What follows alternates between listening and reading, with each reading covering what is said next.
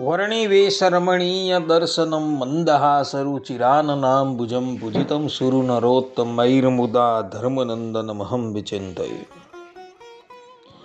असतोमा षड्गमय तमसोमा ज्योतिर्गमय मृत्युर्मा अमृतं गमय. ओम शांति शांति शांति. अस्मद्गुरु समारंभां नाथयामो नमध्यमां लक्ष्मी वल्लभ पर्यन्तां वंदे गुरु परंपरा.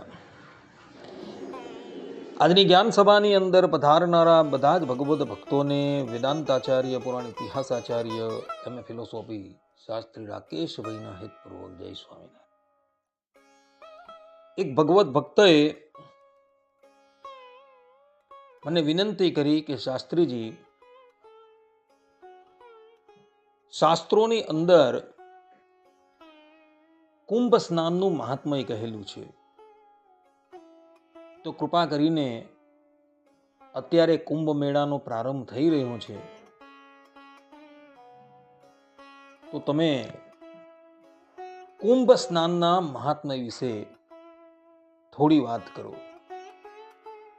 તો એ ભગવત ભક્તએ મને આ પ્રમાણે વિનંતી કરી.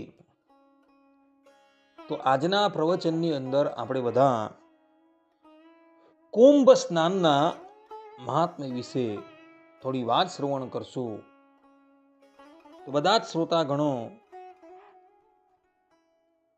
એકાગ્ર મને કરીને આ પ્રવચન શ્રવણ કરે, અને એમાં પણ જે લોકો કુંભ સ્નાન કરવા માટે જવાના છે તેઓ તો સાવધાન થઈને આ પ્રવચન શ્રવણ કરે અને એને આત્મસાત કરી લે. તો વેદ અને પુરાણ સાહિત્યમાં કુંભનું મહાત્મય બતલાવતા કહેવાયું છે કે દેવ દાનવ સંવાદે મથ્યમાને મહોદધો ઉત્પન્નોસી તદા કુંભ વિદ્રુતો વિષ્ણુના સ્વયં ત્વત્તોયે સર્વતીર્થાની દેવાઃ સર્વે ત્વયિ સ્થિતઃ ત્વયિ તિષ્ઠન્તિ ભૂતાની ત્વયિ પ્રાણઃ પ્રતિષ્ઠિતઃ શિવઃ સ્વયં ત્વમેવાસી વિષ્ણુસ્ત્વં ચ પ્રજાપતિઃ આદિત્ય વસવો રુદ્રા વિશ્વે દેવાઃ સપૈતૃકાઃ ત્વયિ તિષ્ઠન્તિ સર્વેપી યત કામ ફલપ્રદાઃ. अर्थात कि हे कुंभ, देव दानव के विवाद रूप में समुद्र के मथे जाने पर तुम्हारी उत्पत्ति हुई, जिसे साक्षात भगवान विष्णु ने धारण किया. उस तुम्हारे जल में समस्त तीर्थ, समस्त देवता, समस्त प्राणी, प्राण आदि स्थित रहते हैं. तुम साक्षात शिव, विष्णु और ब्रह्मा हो. आदित्य, वसु, रुद्र, सपैतृक, विश्वदेव आदि समस्त कार्यों के फलप्रद देवता तुम्हारे में सर्वदा स्थित रहते हैं. આ પ્રમાણે કુંભની અંદર જે જલ છે એ જલમાં સમસ્ત દેવતાઓનો વાસ થયેલો છે. એટલે જે પણ કોઈક મનુષ્ય કુંભ સ્નાન કરે છે ને, એના બધા જ પાપ તાપ સમાપ્ત થઈ જાય છે. વેદોમાં પણ કુંભનું મહાત્મય બતલાવતા વેદ ભગવાન પોતાના સ્વમુખે કહે છે કે જગાન વૃત્તમ સ્વધિતેર્વનેવ રૂરોર પૂરો અરદન્ન સિંધુન બિભેદ ગીરીમ નવ ભિન્ન कुंभ भागा इंद्रो अकृणुता सयुग्मि भी. अर्थात कि कुंभ पर्व में जाने वाला मनुष्य स्वयं अपने में फल रूप से प्राप्त होने वाले दान होमादि सत्कर्मों से काष्ठ काटने वाले कुठार आदि की तरह अपने पापों का प्रक्षालन करता है. जिस प्रकार गंगा नहर आदि अपने तटों को नष्ट करती हुई प्रवाहित होती है, उसी प्रकार कुंभ पर्व अपने पूर्व संचित कर्मों से प्राप्त हुए शारीरिक पापों को नष्ट करता है और नूतन बनावटी पर्वत की तरह बादल को नष्ट भ्रष्ट कर संसार से सुवृष्टि प्रदान करता है.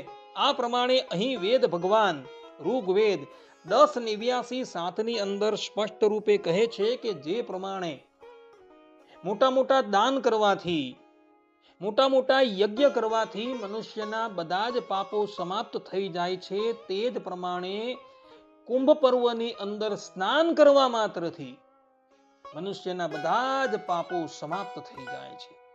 દાન છે, યજ્ઞ છે, એની અંદર તો જાજુ ધન ખર્ચવું પડે છે, પરંતુ કુંભ સ્નાનની અંદર ધન ખર્ચવું પડતું નથી.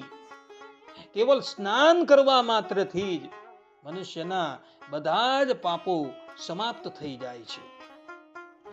તેમ શુક્લ યજુર્વેદ 19મા અધ્યાયની 87મી ઋચામાં વેદ ભગવાન કહે છે કે કુંભો વનિષ્ઠુર જનિતા સચીભીર યસ્મિન નગરે યોન્યામ ગર્ભ અંતઃ પ્લાસિર્વ્યક્ત સતધા ર ઉત્સો દુહેન कुंभी स्वधाम पितृभ्य।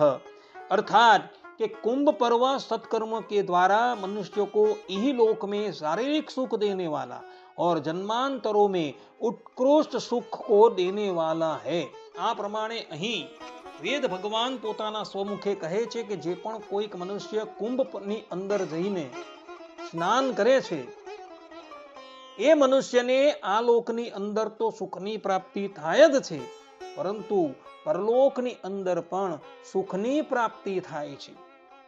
તે જ પ્રમાણે અથર્વવેદ 19:53માં પણ વેદ ભગવાન કહે છે કે પૂર્ણ કુંભો અધિકાલ અહિતસ તમ વૈ પશ્યામો બહુધાનુસંતઃ સ ઈમા વિશ્વા ભૂતાની કાલમ તમાહુ પરમે વ્યોમન।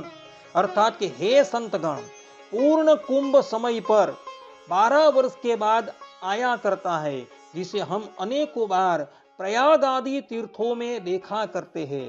कुंभ उस समय को कहते हैं जो महान आकाश में ग्रह राशि आदि की योग से होता है। અહીં વેદ ભગવાન કુંભ ક્યારે આવે છે તેની વાત કરે છે, અને એ અથર્વવેદના 4:34-7માં વેદ ભગવાન કહે છે કે ચતુરઃ कुंभांश चतुर्धा ददामि। अर्थात कि हे मनुष्य, मैं तुम्हें ऐहिक तथा आमुष्मिक सुखों को देने वाले 4 कुंभ पर्वों का निर्माण कर 4 स्थानों यानी हरिद्वार, प्रयाग, उज्जैन और नासिक में प्रदान करता हूं। आ प्रमाणे વેદ ભગવાન અહીં પોતાના સ્વમુખે કહે છે કે આ લોક અને પરલોકની અંદર સુખની ઈચ્છા વાળાઓને અર્થે હું વેદ ભગવાન દરેક મનુષ્યને 4 કુંભ પર્વ અર્પણ કરું છું, જે કુંભ પર્વની અંદર સ્નાન કરવા માત્રથી મનુષ્ય આલોક અને પરલોકમાં સુખના ભાજી થશે। આ પ્રમાણે વેદ ભગવાને પોતાના સ્વમુખે કુંભ સ્નાનની મહત્તા બતલાવેલી જોવા મળે છે।